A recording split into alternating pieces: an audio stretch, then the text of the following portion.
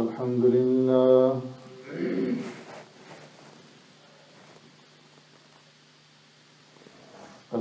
لله نحمده ونستعينه ونستغفره ونؤمن به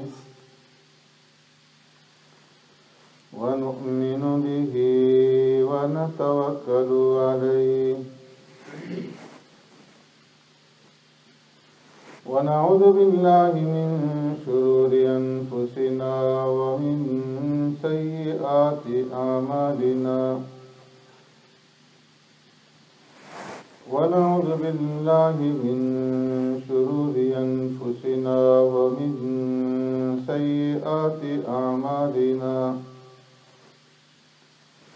من يهده الله فلا مضل له ومن يضلله فلا هادي له ونشهد أن لا إله إلا الله وحده لا شريك له ونشهد أن سيدنا وسندنا ونبينا ومولانا محمدا عبده ورسوله أرسله الله إلى كافة للناس بشيرا ونذيرا وداعيا إلى الله بإذنه وسراجا منيرا أما بعد فقد قال الله تبارك وتعالى في القرآن المجيد والفرقان الحميد فأعوذ بالله من الشيطان الرجيم بسم الله الرحمن الرحيم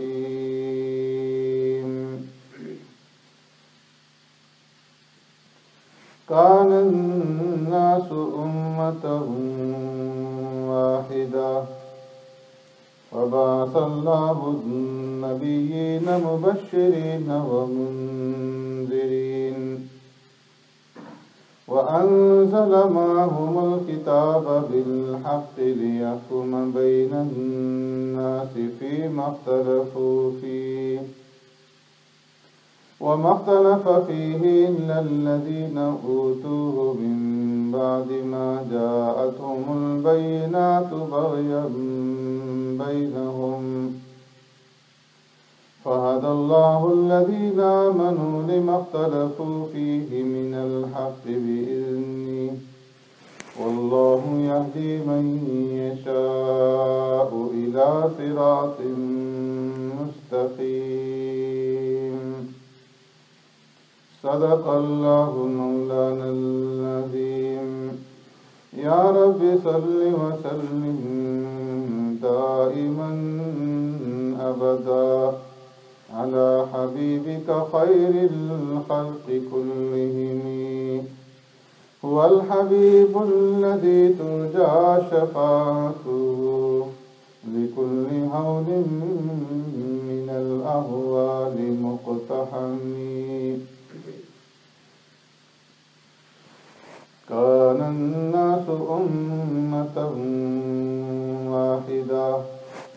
تھے سارے انسان ایک ہی امت ایک ہی ملت فبعث اللہ النبیین مبشرین ومنذرین پس بھیجا اللہ تبارک و تعالی نے نبیوں کو خوشخبری سنانے والے اور ڈرانے والے وَأَنزَلَ مَعَهُمُ الْكِتَابَ بِالْحَقِّ اور اتاری ان کے ساتھ سچی کتاب لِيَحْكُمَ بَيْنَ النَّاسِ فِيمَا اخْتَلَفُوا فِيهِ تاکہ فیصلہ کریں لوگوں کے درمیان میں اس چیز کے اندر جس میں وہ اختلاف کرتے ہیں وَمَا اخْتَلَفَ فِيهِ إِلَّا الَّذِينَ أُوتُوهُ مِن بَعْدِ مَا جَاءَتْهُمُ الْبَيِّنَاتُ بَغْيًا بَيْنَهُمْ اور نہیں اختلاف کیا اس میں مگر ان لوگوں نے جن کو دی گئی کتاب، بعد اس کے کہ آئے ان کے پاس واضح دلائل، واضح نشانیاں، آپس میں بغض اور عداوت کی وجہ سے۔ فَهَدَى اللَّهُ الَّذِينَ آمَنُوا لِمَا اخْتَلَفُوا فِيهِ مِنَ الْحَقِّ بِإِذْنِهِ، بس اللہ تبارک و تعالی نے اپنے حکم سے رہنمائی فرمائی اور سیدھا راستہ دکھلایا ایمان والوں کو اس میں جس میں وہ اختلاف کرتے تھے۔ وَاللَّهُ يَهْدِي مَن يَشَاءُ إِلَىٰ صِرَاطٍ مستقیم، اور اللہ تبارک و تعالی رہبری فرماتے ہیں، ہدایت دیتے ہیں، راستہ دکھلاتے ہیں جسے چاہیں سیدھے راستے کی طرف۔ آمنت باللہ و بآیاتی۔ حضرات گرامی،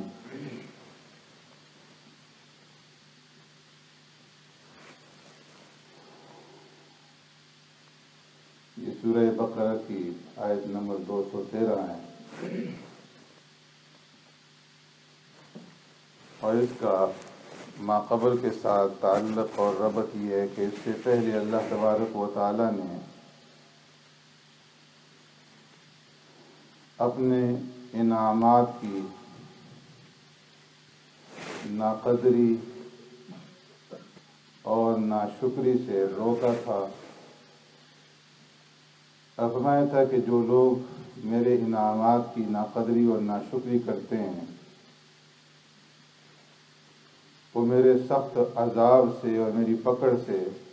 بچ نہیں سکتے۔ پھر اس کے بعد اس کی مثال کے طور پر بنی اسرائیل کا ذکر فرمایا کہ جس طرح اللہ تبارک و تعالی نے بنی اسرائیل کو طرح طرح کے انعامات سے نوازا اور انہوں نے اللہ کی دی ہوئی نعمتوں کی ناقدری اور ناشکری کی، جس کے نتیجے میں اللہ تبارک و تعالیٰ کی طرف سے ان کے اوپر سخت عذاب آیا۔ اور پھر اس بات کا ذکر ہوا کہ جو لوگ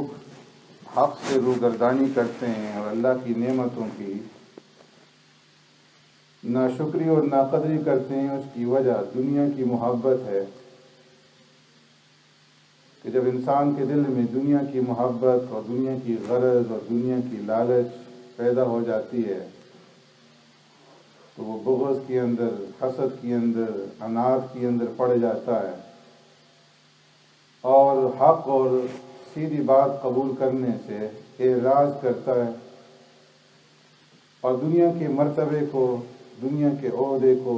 دنیا کے مال اور دولت کو وہ آخرت کی نعمتوں کے اوپر ترجیح دینے لگ جاتا ہے، جبکہ دنیا کی بڑی سی بڑی نعمت بھی آخرت کے مقابلے میں کچھ اہمیت اور کچھ حیثیت نہیں رکھتی، اور اس کی ذرہ کے برابر بھی اہمیت نہیں۔ اور جو لوگ دنیا کی محبت میں مستغرق ہو جاتے ہیں تو وہ اہل ایمان کے ساتھ ٹھٹا کرتے ہیں، ان کا مذاق اڑاتے ہیں، ان کا تمسخر کرتے ہیں، جبکہ یہی اہل ایمان اور اہل تقوی قیامت کے دن جن کے ساتھ آج یہ مذاق کر رہے ہیں اونچے اور بلند مراتب پر ہوں گے، اور وہاں پر پھر اہل ایمان ان کفار کے ساتھ ہنسیں گے اور مذاق کریں گے۔ پھر سرکار دو عالم صلی اللہ علیہ وسلم کو اور مومنین کو تسلی دی جا رہی ہے اس آیت کریمہ میں کہ کان الناس امۃ واحدہ، یہ معاملہ کچھ آج کا نہیں ہے کہ جب بھی انسان کے دل میں دنیا کی محبت پیدا ہوتی ہے اور وہ نفسانی اغراض کے اندر مبتلا ہو جاتا ہے تو وہ حق سے روگردانی کرتا ہے، اور یہ پہلے ہی سے ایسا ہی ہوتا چلا آ رہا ہے۔ ہاں، کان الناس امۃ واحدہ، ایک زمانہ ایسا تھا کہ سارے کے سارے انسان ایک امت تھے، ایک ہی مذہب پر تھے، ایک ہی ملت پر تھے، سب کا عقیدہ ایک تھا اور سب کا مذہب ایک تھا، عقیدہ وحدانیت اور عقیدہ توحید کے اوپر۔ اللہ تبارک و تعالی نے قرآن کریم کے اندر دوسرے مقامات پر بھی اس بات کا ذکر فرمایا، وَمَا كَانَ النَّاسُ إِلَّا أُمَّةً وَاحِدَةً فَاخْتَلَفُوا وَلَوْلَا كَلِمَةٌ سَبَقَتْ مِن رَّبِّكَ لَقُضِيَ بَيْنَهُمْ فِيمَا فِيهِ يَخْتَلِفُونَ۔ سورہ یونس کے اندر اللہ نے فرمایا کہ تمام کے تمام انسان الا امۃ واحدہ، ایک ہی امت تھے، ایک ہی مذہب اور ایک ہی عقیدے پر تھے، فاختلفوا، لیکن انہوں نے پھر اختلاف کیا۔ جب انسانیت پھیل گئی اور ان کی طبیعتیں مختلف تھیں، اغراض مختلف بنے، تو ان طبیعتوں کے اختلاف، اغراض کے اختلاف کی وجہ سے انہوں نے حق کے اندر پھر اختلاف کیا۔ وَلَوْلَا كَلِمَةٌ سَبَقَتْ مِن رَّبِّكَ لَقُضِيَ بَيْنَهُمْ فِيمَا فِيهِ يَخْتَلِفُونَ، اگر اللہ تبارک و تعالی نے اپنے علم ازلی میں پہلے ہی سے یہ طے نہ کیا ہوتا کہ دنیا کا نظام اسی طرح سے چلے گا کہ یہاں پر حق اور باطل، سچ اور جھوٹ، کھرے اور کھوٹے یہ ساتھ ساتھ ہوں گے، تو لَقُضِيَ بَيْنَهُمْ فِيمَا فِيهِ يَخْتَلِفُونَ، اگر پہلے سے یہ فیصلہ نہ ہوتا تو اختلاف کرنے والوں کی اللہ جڑ ہی مٹا دیتے، انہیں نیست و نابود کر دیتے اور انہیں ان میں سے کسی کو بھی باقی نہ رکھتے۔ ایک مقام پر اللہ تبارک و تعالی نے فرمایا وَإِنَّ هَٰذِهِ أُمَّتُكُمْ أُمَّةً وَاحِدَةً وَأَنَا رَبُّكُمْ فَاعْبُدُونِ، کہ تم ایک ہی امت ہو، ایک ہی جماعت ہو اور میں تمہارا پروردگار ہوں، لہذا میری عبادت کرو۔ اسی طرح ایک مقام پہ فرمایا إِنَّ هَٰذِهِ أُمَّتُكُمْ أُمَّةً وَاحِدَةً وَأَنَا رَبُّكُمْ فَاتَّقُونِ، کہ بے شک تمہاری جماعت ایک ہی جماعت ہے، تم ایک ہی امت ہو، امت واحدہ ہو اور میں تمہارا رب ہوں، فَاتَّقُونِ، لہذا مجھ سے ڈرو۔ تو یہاں پر بھی اللہ نے فرمایا کان الناس امۃ واحدہ، کہ ایک زمانے میں سارے کے سارے انسان ایک ہی امت تھے، ایک ہی مسلک اور ایک ہی مذہب پر تھے، ایک ہی عقیدے پر تھے۔ اب یہ کون سا زمانہ تھا کہ جس میں سارے انسان ایک ہی مذہب پر تھے، ایک ہی ملت تھے؟ اس کے بارے میں مفسرین کے مختلف اقوال ہیں۔ بعض حضرات نے فرمایا کہ اس سے مراد وہ زمانہ ہے عالم ارواح کا، عالم الست کا، کہ جب اللہ تبارک و تعالی نے آدم علیہ السلام کی پشت سے سارے انسانوں کو، اولین و آخرین کو، قیامت تک جو آنے والے ہیں، ان تمام انسانوں کو عالم ارواح میں پیدا کیا، اور وہاں اللہ نے ان سے پوچھا الست بربکم، کیا میں تمہارا رب نہیں ہوں؟ تو سب نے جواب دیا تھا بلا، یقیناً اے اللہ آپ بھی ہمارے رب ہیں۔ تو یہ زمانہ تھا کہ سارے کے سارے انسان ایک ہی امت تھے، ایک ہی ملت پر تھے اور ایک ہی عقیدہ تھا اللہ کی وحدانیت اور اللہ کی ربوبیت کا۔ بعض حضرات مفسرین نے فرمایا کہ کان الناس امۃ واحدہ سے مراد وہ زمانہ ہے کہ جب حضرت آدم علیہ السلام اس روئے زمین پر آئے، آپ کے ساتھ اماں ہوا آئیں اور اس روئے زمین پر انسانیت کا سلسلہ شروع ہوا پھیلنے کا۔ تو اس وقت کیونکہ آدم علیہ السلام پہلے نبی تھے اور ان سے جو اولاد ہوتی تھی ان کی اولاد تھی، لہذا جس طرح انہوں نے ان کی تربیت کی، ان کو تعلیم دی، تو سارے کے سارے انسان ایک ہی عقیدے پر تھے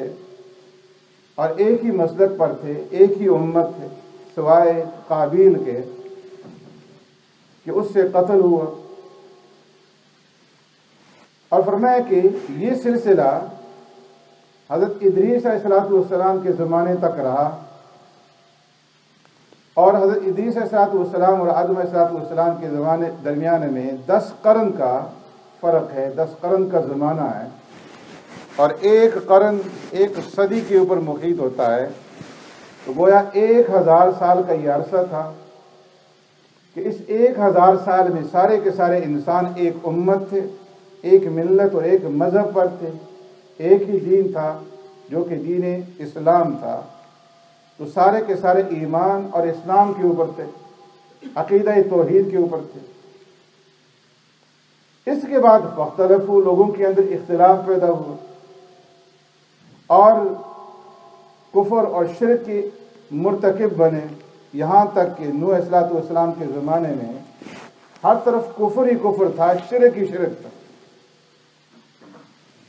اور لوگوں نے 5 بڑے بڑے معبود بنا رکھے تھے، ود، سوا، یغوث، یعوق، نصر، ان کی عبادت اور پوجا کی جاتی تھی، سوائے نوح علیہ السلام کے ماں باپ کے کوئی بھی مسلمان ایماندار باقی نہیں رہا۔ اس لیے نوح علیہ السلام نے جب دعا مانگی رب اغفر لی ولوالدی، تو اس میں اپنی مغفرت کا اور اپنے ماں باپ کی مغفرت کا سوال فرمایا۔ اللہ تبارک و تعالی نے حضرت نوح علیہ السلام کو ان لوگوں کی ہدایت کے لیے مبعوث فرمایا۔ 950 سال تک انہوں نے دعوت اور تبلیغ کا کام کیا، لوگوں کو اللہ کی طرف بلایا، اور بالآخر عاجز آ کر کے اللہ سے دعا مانگی کہ اے اللہ اب تو انہیں دنیا سے اٹھا لے، یہ لوگ ایمان لانے والے نہیں۔ نتیجتاً طوفان نوح آیا، اور کشتی کے اندر جتنے لوگ سوار تھے 80 یا 82 آدمی، بعض روایات کے مطابق 80 مرد اور 1 عورت، ان کے سوا سب جتنے بھی انسان تھے سب کو اللہ تبارک و تعالیٰ نے غرق کر دیا، اور زمین کے اندر صفائی اور طہارت کا سلسلہ قائم ہوا، کفر اور شرک کو مٹا دیا گیا۔ تو بعض حضرات نے فرمایا کہ یہ جو لوگ تھے نوح علیہ السلام کے ساتھ جو کشتی میں سوار تھے، اور پھر ان سے آگے جو سلسلہ چلا، تو یہ وہ زمانہ تھا کہ کان الناس امۃ واحدہ، جتنے بھی نوح علیہ السلام کے ساتھ کشتی میں سوار تھے، اور ان کے بعد یہ سلسلہ چلتا رہا کہ لوگ ایک ہی ملت اور ایک ہی مذہب اور ایک ہی امت تھے۔ پھر ان میں سے بھی جو لوگ نوح علیہ السلام کے ساتھ کشتی میں تھے ان کا بھی انتقال ہوا، نوح علیہ السلام اور ان کے 3 بیٹے وہ بچے، اور پھر آگے ان سے انسانیت کا سلسلہ چلا۔ تو یہ وہ زمانہ تھا کہ کان الناس امۃ واحدہ، کہ سارے کے سارے لوگ اس وقت توحید کے عقیدے کے اوپر تھے اور ایک امت اور ایک ملت پر تھے۔ بعض رات نے فرمایا کہ اس سے مراد وہ زمانہ ہے کہ جب حضرت اسماعیل علیہ السلام کے بعد کا زمانہ تھا، 1500 سال کا زمانہ، کہ جس میں لوگ ملت ابراہیمی اور ملت اسماعیلی کے اوپر قائم رہے، عقیدہ توحید کے اوپر قائم رہے، اور دین حنیف کے اوپر قائم رہے۔ اور پھر اس کے بعد سرکار دو عالم صلی اللہ علیہ وسلم کی بعثت سے 450 سال پہلے ایک شخص تھا، عمر بن عامر، قبیلہ خزاع سے اس کا تعلق تھا، اس نے شرک کے پھیلانے کا سلسلہ شروع کیا۔ سرکار دو عالم صلی اللہ علیہ وسلم نے ارشاد فرمایا معراج کے موقع پر کہ میں نے اس کو دوزخ کے اندر دیکھا اس حالت میں کہ اس کی آنتڑیاں جو ہے وہ باہر نکلی ہوئی تھی، اور وہ اپنی آنتڑیوں کو